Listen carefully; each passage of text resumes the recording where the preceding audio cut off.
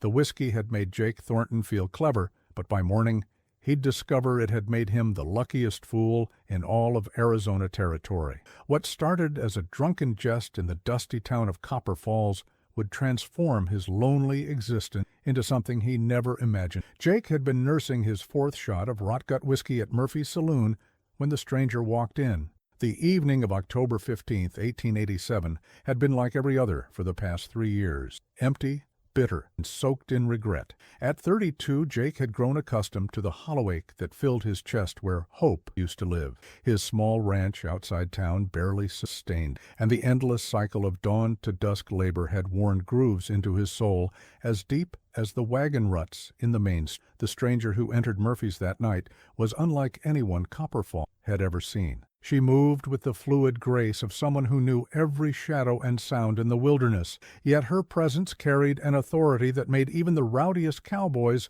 lower their voices. Her dress was simple calico, worn but clean, and a faded shawl covered her, but it was her face that drew every eye in the saloon, the left side marked by 3 parallel scars that ran from her temple to her jaw, the kind that spoke of survival against odds most men wouldn't face. The conversation had started innocently enough. Murphy, always eager to stir up trouble when business was slow, had loudly wondered who would be desperate enough to take such a woman to comment hit Jake wrong, perhaps because he saw something in her dark eyes that reminded him of his own isolation, or perhaps because the whiskey had stripped away his usual restraint. Any man would be lucky to have such a woman, Jake had declared, his words carrying further than intended in the suddenly quiet saloon. The stranger had turned then, fixing him with a gaze that seemed to see straight through to his bones. When she spoke, her English was precise, each word carefully chosen. "You speak of things you do not understand, cowboy."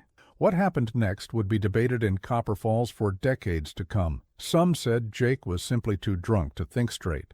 Others claimed he was trying to impress the other men with his bravado, but Jake himself would always remember the moment differently, as if something larger than whiskey or pride had taken hold of his tongue. "I understand enough," he'd said, rising unsteadily from his chair. "I understand that a man judges character by deeds, not by marks on skin. And I understand that if you'd have me, I'd be honored to call you wife." The silence that followed was so complete that the tick of Murphy's old clock sounded like thunder. Every man in the saloon held his breath, waiting for the stranger to laugh, to walk away, to put the foolish cowboy in his place. Instead, she studied Jake's face for a long moment, as if reading something written there in a language only she understood. "You would take me as wife, knowing nothing of who I am or where I come from?" Jake had nodded, the whiskey making him bold. "I would."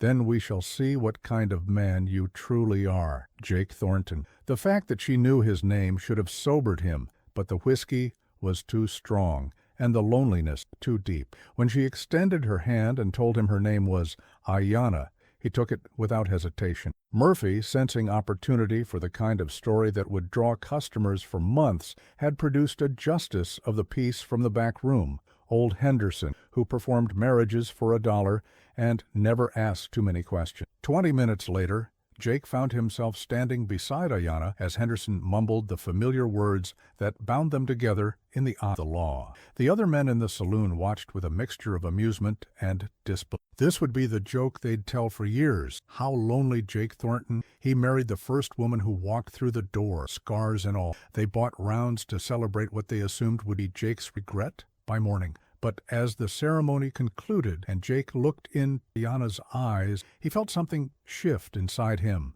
The whiskey hadn't worn off, but beneath its influence, he glimpsed something that made his heart race more than alcohol. There was intelligence in her gaze and strength, and something else, a kind of knowing that suggested far more than he appeared. After the ceremony, Ayanna had accompanied Jake to his ranch without fanfare or explanation. The 3-mile ride passed in comfortable silence, both of them seeming to understand that words would come when they were ready. Jake's property was modest, a 2-room cabin, a small barn, and enough pasture for his 12 head of cattle. It wasn't much, but it was his, carved from the wilderness through years of backbreaking. That first night, they'd sat on his porch, sharing coffee, and watching the stars emerge. Ayanna had spoken little, but her presence filled the water When he'd offered her the bedroom while he slept on the floor of the main room, she'd accepted with simple grace, neither grateful nor entitled, as if she'd expected no less, and Jake had awakened before dawn, as was his habit, but instead of the familiar weight of solitude, he felt something new stirring in him. The realization that he was no longer alone in the world hit him with surprising. As he stepped onto the porch to begin his morning chores, he discovered that the night had brought more than just a new day. The sight that greeted him was so extraordinary he questioned whether he was still dreaming. Arranged in perfect formation around his property were warriors, more than he could quickly count, mounted on horses that stood motionless as statues in the pre-dawn. They wore traditional dress and carried weapons that spoke of both ancient tradition and modern warfare. Each face was painted for battle, and each warrior sat his horse with the stillness of a predator waiting to strike. Jake's hand instinctively moved toward the rifle he kept by the door, but he froze as he truly comprehended what he was seeing.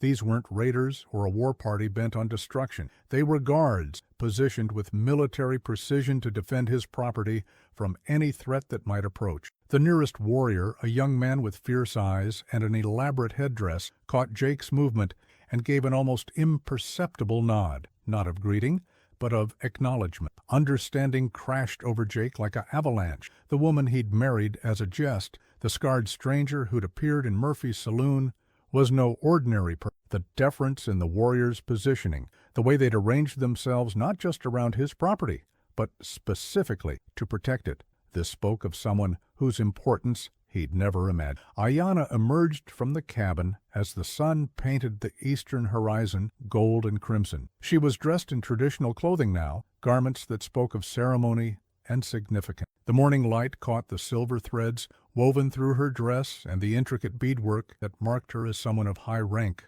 "You have questions," said simply, moving to stand beside him on the... Jake found his voice with effort. "These men, they're here because of you. They are here because of us, because you chose to see beyond what others saw, because you offered respect where others offered only mockery." The nearest warrior dismounted and approached the porch with measured steps. When he spoke, it was in a language Jake didn't understand, but Ayanna's responses came easily, as if she'd been born to such conversation. The exchange was brief, significant, and when it concluded, the warrior bowed, returning. "His name is Standing Bear. He brings word from my father, who wishes to know if you are prepared to understand what your choice has brought into your life." "Your father," Jake repeated, pieces of a larger puzzle beginning to arrange themselves in his mind. "Chief Ironhawk of the Chiricahua Apache," carefully. "I am his youngest daughter, marked by the claws of the great bear that would have taken my brother's life when we were children. Among my people, these scars are not marks of shame, but symbols of sacrifice and courage." Jake felt the blood drain from his face as the full magnitude of what he'd done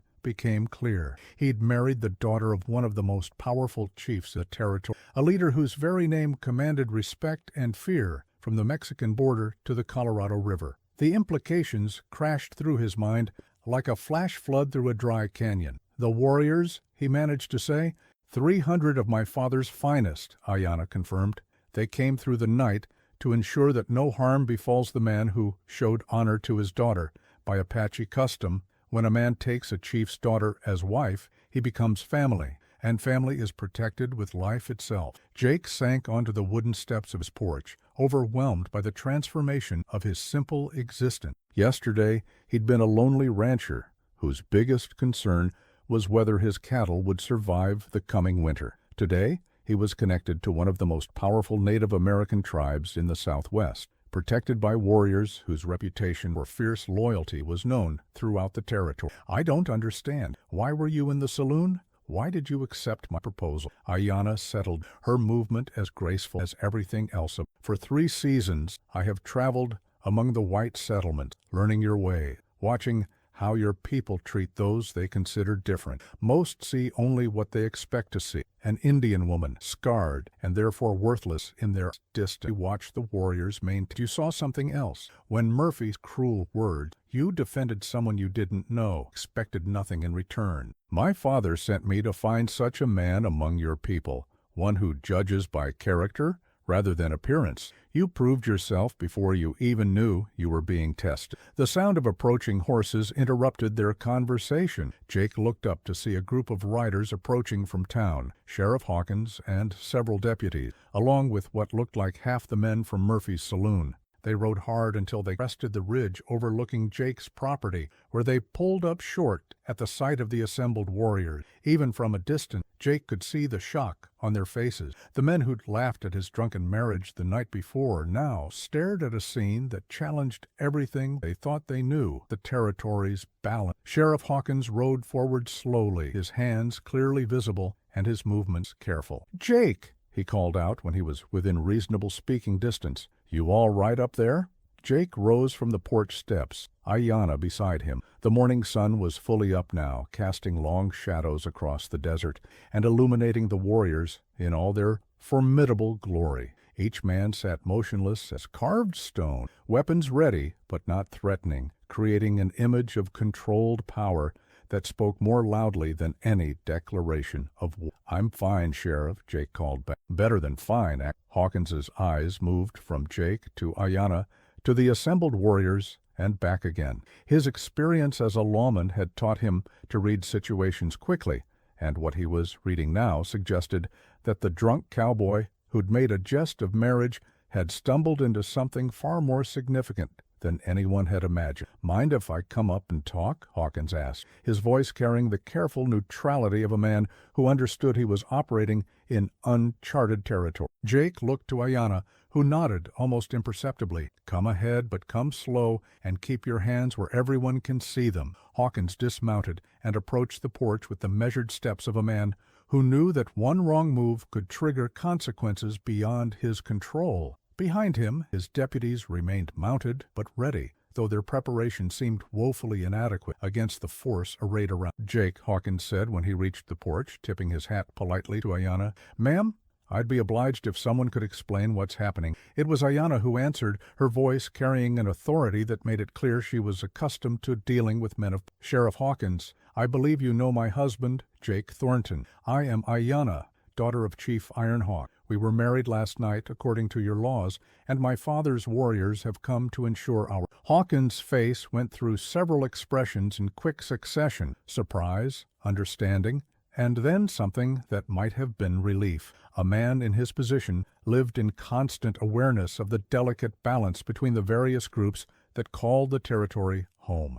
The marriage of a local rancher to a chief's daughter could either be a bridge toward peace or a catalyst for war, depending on how it was handled. "I see," said carefully. "And these warriors, they're here peacefully? They are here to as long as my husband and I are treated and allowed to live in peace, there will be no The implications of her words hung in the air like smoke from a distant. Jake found himself at the center of a negotiation never intended to enter, married to a woman whose political significance was only beginning. Standing Bear approached then, carrying himself with the dignity of a man accustomed to command. When he spoke, it was in clear English, his words chosen for maximum effect on the assembled lawmen. "Sheriff," he said with formal courtesy, "I bring greetings from Chief Ironhawk and assurance that the Chiricahua Apache wish only peace with your people. My chief's daughter has chosen this man as husband, and we honor her choice. Any who would harm them must answer to us." Hawkins nodded slowly, his lawman's instincts telling him that this situation required more delicate handling than his usual methods could provide. "I appreciate the chief's message," he said. "I want to assure you that the law will protect Mr. and Mrs. Thornton just as it protects all citizens of this territory." "Your law," Standing Bear replied with subtle emphasis, "and ours." The meaning was clear. Jake was now under the protection of both American law and Apache custom, creating a layer of security that few men in the territory could claim. More importantly, his treatment would be seen as a measure of how whites intended to deal with the Apache. As the morning progressed, more riders appeared on the horizon. News of the extraordinary scene at Jake's ranch was spreading through the territory like wildfire. Among the newcomers was Father Martinez from the Mission Church, drawn by reports that seemed too fantastic to believe. When he saw the assembled warriors and understood the situation, he immediately grasped the historical significance of what had occurred. "This is remarkable," he told Jake, his voice filled with wonder. "In all my years in this territory, I've never seen such a demonstration of trust and protection between our people. Jake was beginning to understand that his impulsive decision in Murphy's saloon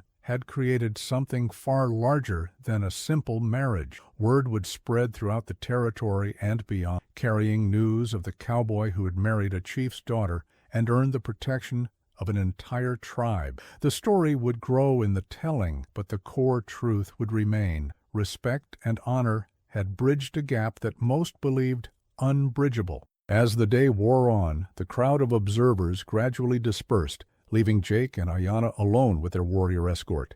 The reality of his new situation was settling over Jake like a well-worn coat, surprising in its comfort despite its unfamiliarity. "What happens now?" he asked Ayanna as they watched the sun climb toward its zenith. "Now we live. We build a life together, if that is what you truly want. The choice was yours last night, but it must be yours again each morning." Jake considered her words, thinking of the loneliness that had driven him to Murphy's saloon, the emptiness that had made whiskey seem like a friend. All of that felt like a lifetime ago, replaced by something he'd never expected to find. "I meant what I said last night. Not just the words, but the spirit behind them. I don't know much about Apache customs or being married to a chief's daughter, but I know I don't want to face tomorrow alone."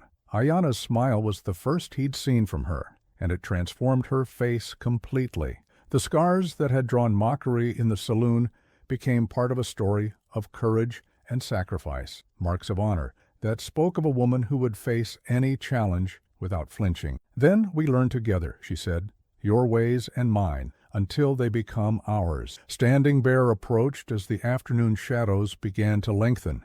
His conversation with Ayanna was longer this time, conducted in the flowing cadence of Apache, but punctuated by glances in Jake's direction. "My father wishes to meet you," Ayanna explained when the discussion concluded. "Not as a curiosity or a threat, but as a son-in-law. Standing Bear will escort us to the tribal gathering grounds at the next full moon." The prospect of meeting Chief Ironhawk should have terrified Jake, but instead he felt a strange sense of anticipation. His life had taken a turn he could never have imagined, leading him toward experiences that most men would never have the opportunity to share. "Will your people accept me?" he asked. "You accepted me when others would. That speaks more loudly than the color of your skin or the language of your birth. But acceptance must be earned through actions, not just intention." As evening approached, the warriors began to withdraw, melting back into the desert with the same silent efficiency with which they'd appeared. But Jake knew they remained close,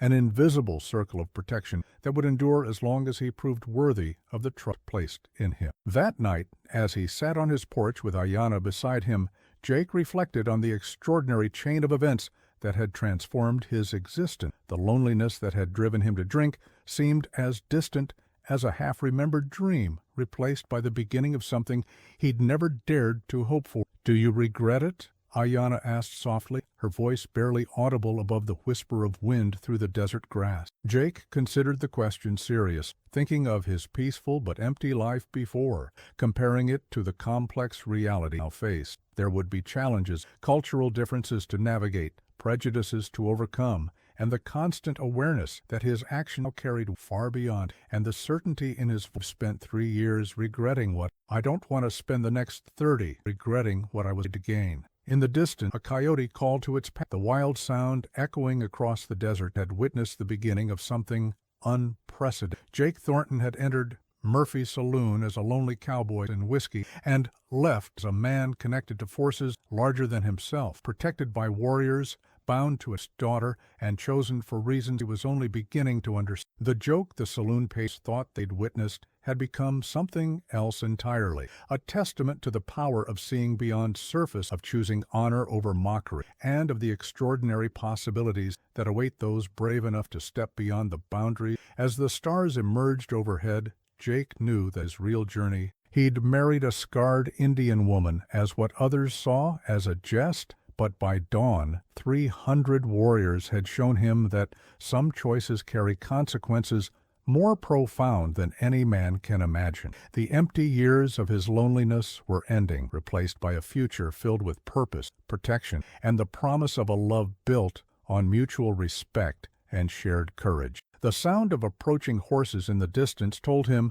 that Standing Bear and a small group of warriors were settling in for the night watch. Tomorrow would bring new challenges and new opportunities to prove himself worthy of the trust placed in him. But tonight, for the first time in years, Jake Thornton, knowing that he was no longer alone in whatever tomorrow, his choice in Murphy's saloon had been impulsive, driven by whiskey and loneliness and a moment of genuine human decency. But sometimes the most important decisions come not from careful calculation, but from the simple willingness to see the worth in another human being when others choose blindness. Jake had offered respect where others offered mockery, honor where others offered cruelty. And the desert itself, witness to countless stories of survival and transformation, had rewarded his choice with a protection more valuable than gold and a partnership that would prove stronger than either of them alone. The lonely cowboy's jest had become his salvation, and by dawn 300 warriors stood ready to guard not just his fence,